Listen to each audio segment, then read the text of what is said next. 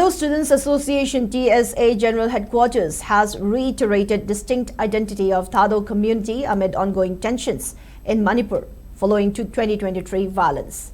In a media release issued, TSA stated that Manipur has historically been a mosaic of diverse ethnic communities and asserted that the Constitution of India's Scheduled Tribes list for Manipur 1956 clearly recognizes Thadou as distinct tribal community.